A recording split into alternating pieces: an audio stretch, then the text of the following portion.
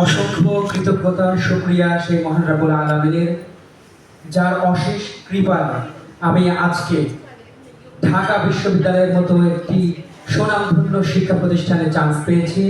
আলহামদুলিল্লাহ।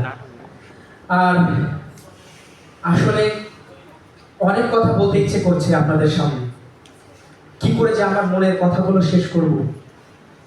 বলেছিলাম সেই আমার ছোটবেলার কথা, যখন আমি অনেক ছোট তখন আমার মা মারা যায়। অনেক অনাদরে, অনেক অবহেলায় আমি বড় হয়েছি। ঠিক তার কিছুদিন পরে আমার বাবাও মারা যায়। দাঁড়ে দাঁড়ে ঘুরেছি, ক্ষুধার জ্বালা সহ্য করেছি, কখনো খেয়েছি, কখনো বা না খেয়ে ঘুমিয়ে পড়েছি। গভীর রাতে ক্ষুধার যন্ত্রণায় ঘুম থেকে জাগা পেয়ে গিয়েছি। অনেক অনাদরে মানুষ হয়েছে। তারপরে আমাকে আমার এক ফুফু বললেন যে ঢাকা বিশ্ববিদ্যালয়ে পড়তে হবে, মানুষের মতো মানুষ হতে হবে, চান্স পেতে হবে। এরপর আমি যখন আলিম পরীক্ষা শেষ করেছি, আমার কাছে কোনো টাকা নেই। অনেক জায়গায়, অনেক কোচিং সেন্টারে, অনেক প্রাইভেট সেন্টারে আমি গিয়েছি যে আমার কাছে টাকা নেই, আমাকে এই অল্প সামান্য টাকায় একটু ভর্তি করুন।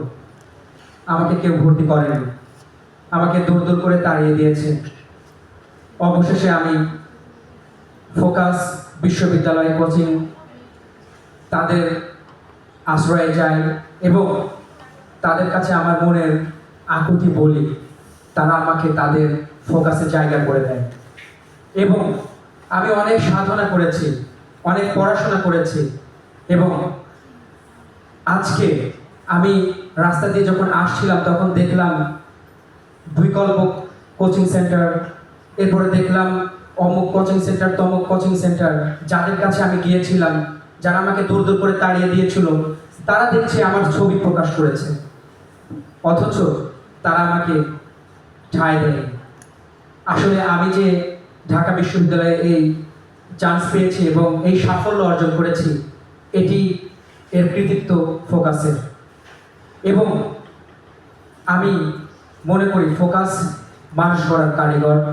ফোকাস একজন স্বপ্নচারী শিক্ষার্থী সিঁড়ি এবং এই সিঁড়িকে আমি আজীবন মনে রাখব এবং কখনোই ভুলতে পারবো না। আমি কৃতজ্ঞ। অসংখ্য ধন্যবাদ আপনাকে। আপনার স্বপ্ন যাত্রায় আমরা যেন আবারও সঙ্গী হতে পারি সেই শুভকামনায়। আপনার জন্য অনেক অনেক শুভকামনা রইল। শুক্রিয়া ভাই। সম্মানিত